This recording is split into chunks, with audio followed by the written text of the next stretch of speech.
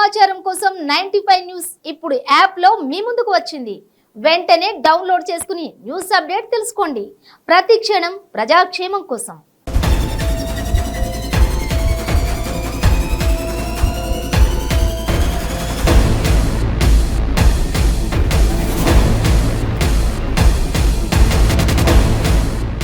Hi viewers, మీ చుట్టూ జరుగుతున్న పరిస్థితులు గమనిస్తున్నారా?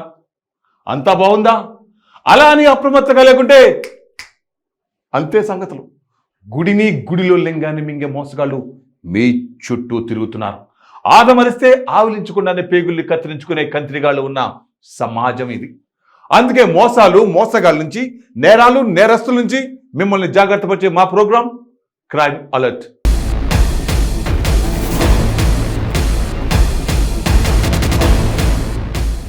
మనుషుల్లో మానవత్వం చచ్చిపోతుంది. ఎందుకు ఇలా తయారవుతున్నారో అర్థం అవట్లేదు.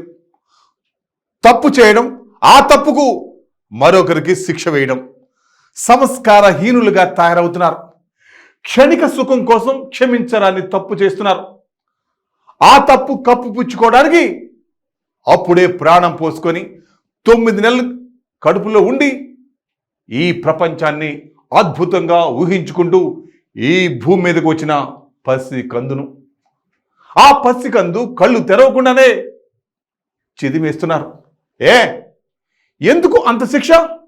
మీరు చేసిన తప్పుకు ఆ పసి కునులు శిక్ష అనుభవించాలా? తప్పు చేసినప్పుడు తెలీదా ఇలాంటి ఘటన ఎదురవలసి వస్తుందని? అప్పుడేం చేశారు? ముందు జాగ్రత్తలు తీసుకునే అవకాశం ఉన్నా తీసుకోకపోవడం తప్పు కదా? అంత పెద్ద తప్పు చేసి పాపం ఆ పసిగుడ్డు ఎంత విలవిలలాడుతుందో. ఇలాంటి మానవత్వం లేని మనుషులకు ఈ సమాజంలో ఉండే అర్హత లేదు. సభ్య సమాజం తలదించుకుని ఈ ఘటన ఎక్కడ జరిగిందో తెలుసా? నాగర్ కర్నూలు ఆసుపత్రిలో అమానవీయ ఘటన చోటు చేసుకుంది. బాత్రూంలోని నీళ్లు బయటకు వెళ్లడం లేదని నాలా తెరిచిన సిబ్బందికి అందులో రోజుల పసిగుడ్డు మృతదేహం కనిపించింది.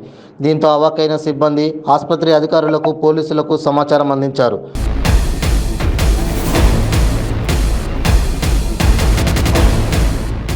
పసికందు మృతదేహం నాలాలో పడేసింది ఎవరనేది పోలీసులు విచారణ జరుపుతున్నారు. ప్రభుత్వ జనరల్ ఆసుపత్రిలోని డెలివరీ వార్డులో ఈ దారుణం జరిగింది.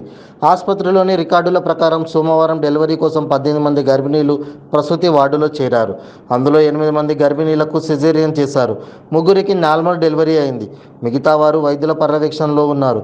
ఈ వార్డుతో పాటు గర్భిణీల సమస్యల కోసం ఏర్పాటు చేసిన జనరల్ ఓపీ వార్డుకు పలువురు గర్భిణీలు వచ్చి వెళ్లారు. బాలింతల కోసం ఏర్పాటు చేసిన బాత్రూంలో నాలా మూత తెరిచి అందులో పసికందు మృతదేహాన్ని పడేసి మూతను తిరిగి గట్టిగా బిగించారు.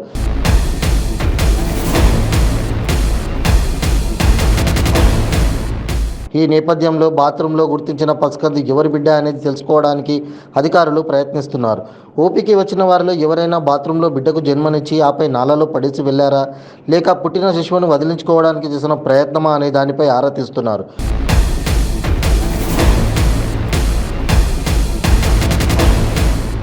కాగా బాత్రూంలో పసికందు మృతదేహం బయటపడడంతో ఆసుపత్రిలోని బాలింతరు, వారి బంధువులు ఆందోళన వ్యక్తం చేస్తున్నారు.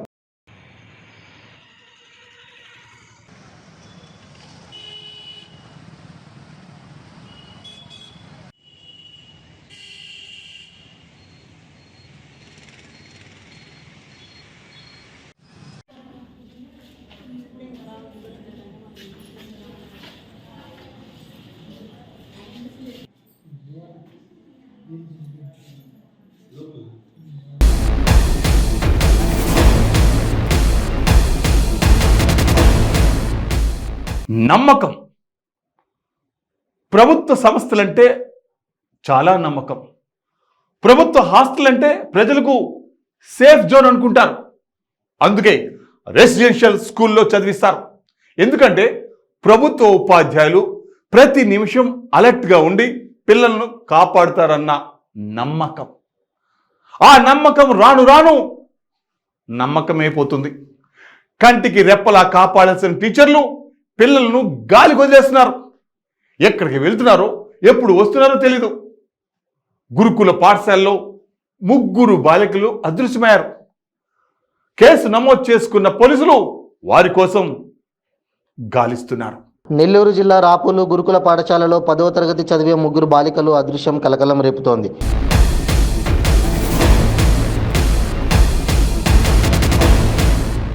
గతంలో ఇదే పాఠశాలలో చదివే బాలికలు అనేక సార్లు తప్పిపోయారు.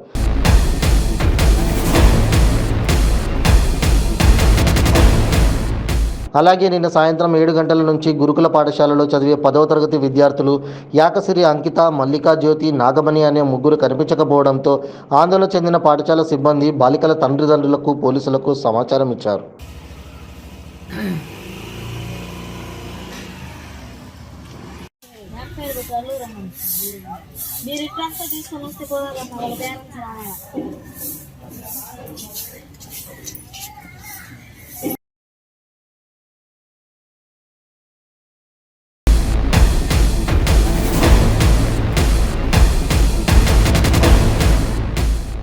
ఇది మహానగరం, ప్రపంచ దృష్టిని ఆకర్షిస్తున్న నగరం, రాబోయే రోజుల్లో కాబోతున్న విశ్వ నగరం, అన్ని రంగాల్లో అభివృద్ధి పథంలో దూసుకుపోతున్న నగరం ఇదే హైదరాబాద్.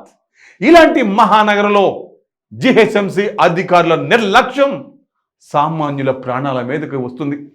గుంతలు తీస్తారు, మర్చిపోతారు, గాలికి వదిలేస్తారు, లేదా బిల్లులు రాలేదని వదిలేస్తారు. ఇంటి నుండి ఆఫీస్కి వెళ్ళాలంటే ఆ ఒక్కటే దారి. మరి ఎలా వెళ్ళాలి? అలా జాగ్రత్తగా వెళ్తున్నా కాలు జారి డ్రైనేజ్ గుంతలో పడిన ఓ వ్యక్తి ప్రాణాలు కోల్పోయాడు. ఆ కుటుంబానికి ఇప్పుడు దిక్కెవరు? సమాధానం ఎవరు చెబుతారు? ఓ చిన్న నిర్లక్ష్యం నిండు ప్రాణాన్ని బలి తీసుకుంది. జిహెచ్ఎంసీ నిర్లక్ష్యానికి మరో నిండు ప్రాణం బలయ్యింది. మల్కాజ్గిరి న్యూ మిర్జాలగూడలో డ్రైనేజీ గుంత తవ్వి నెల రోజులైనా అలాగే వదిలేయడంతో గుంతలో పడి ఆల్బర్ట్ అనే 45 సంవత్సరాల వ్యక్తి ప్రాణాలు కోల్పోయాడు.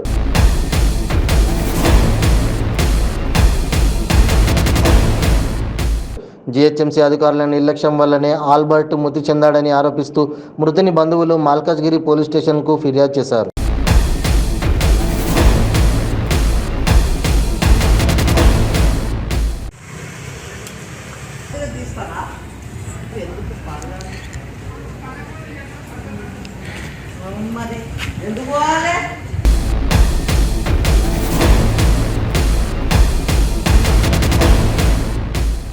నలువైపులా కమ్మేస్తున్నారు, అయినా ఆగట్లేదు.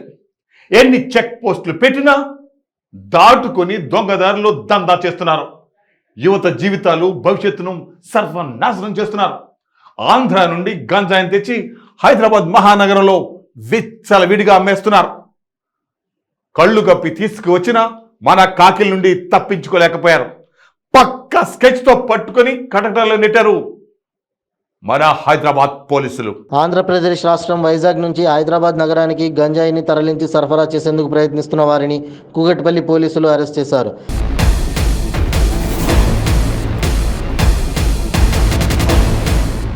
వైజాగ్ నుంచి రైలులో గంజాయిని నగరానికి తరలించి సికింద్రాబాద్ నుంచి సిటీ బస్సులో కూకట్పల్లికి తరలించి విక్రయించేందుకు ప్రయత్నిస్తున్నట్లు సమాచారం అందడంతో కూకట్పల్లి బస్టాప్లో దాడి చేసి పట్టుకున్నట్లు తెలిపారు.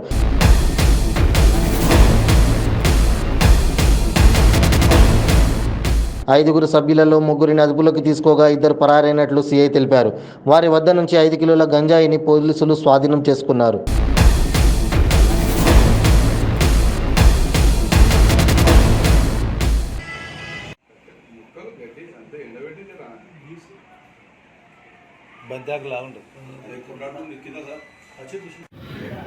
ఈరోజు మార్నింగ్ ఒక క్రెడిబుల్ ఇన్ఫర్మేషన్ అంటే ఒక 4 days బ్యాక్ కూకుట్పల్లి, కొల్లూరు, మన జయగిట్ట నుంచి పిల్లలు అంటే మొత్తం ఒక 5 మెంబర్స్గా గ్రూప్గా వైజాగ్ వెళ్ళిరని తెలిసింది. అక్కడ నుంచి వస్తుంటే దాదాపు ఒక 5 కిలోల గాంజా పట్టుకొస్తున్నారని మంచి ఇన్ఫర్మేషన్ వస్తే దానికోసం వెయిట్ చేసినాము. ఆ ఫోను ట్రాకింగ్ పెట్టుకొని వాచ్ చేసుకుంటూ ఉన్నాం నైట్ నుంచి. మనకు వాళ్ళు వైజాగ్ నుంచి బయలుదేరిన ఇన్ఫర్మేషన్ అంతా వచ్చింది. సేమ్ ఆ వైజాగ్ నుంచి మన సికింద్రాబాద్ వరకు బై ట్రైన్లో వచ్చారు. అక్కడ నుంచి ఇక్కడ ఆర్టీసీ బస్సులో రావడం అనేది ప్రతి మూమెంట్ వాళ్ళని మనం ట్రాకింగ్లో పెట్టుకొని ఇక్కడ దాకా వచ్చినాక మన కూకట్పల్లి బస్ స్టాండ్లో దిగినాక 5 మందిని పట్టుకోవడానికి ప్రయత్నం చేసినాము. అందులో 3 దొరికిరు, ఇంకొక 2 మనకు ఇద్దరు ఎస్కేప్ అనేది జరిగింది, పారిపోయారు. వాళ్ళ ఇళ్ళలో కూడా సెర్చ్ చేస్తే ఇంటికి కూడా రాలేదు. వర్కౌట్ చేస్తున్నాం మిగతా ఇద్దరు గురించి. వీళ్ళని విచారించడం తర్వాత తెలిసింది ఏంటంటే వీళ్ళు వైజాగ్ జస్ట్ ఎంజాయ్ కోసం పోయారు. ఆడికి పోయినాక ఇప్పుడైతే ఎవరైతే పారిపోయారో సాయి అజయ్ అనే వాళ్ళకు పాత హిస్టరీ ఉంది. వాళ్ళు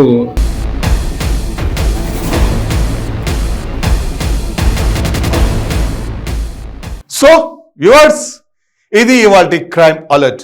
మరిన్ని క్రైమ్ న్యూస్తో మళ్ళీ రేపు ఇదే సమయానికి మేము ముందుకు వస్తుంది క్రైమ్ అలర్ట్. చూస్తూనే ఉండండి 95 న్యూస్, ప్రతి క్షణం ప్రజాక్షేమం కోసం.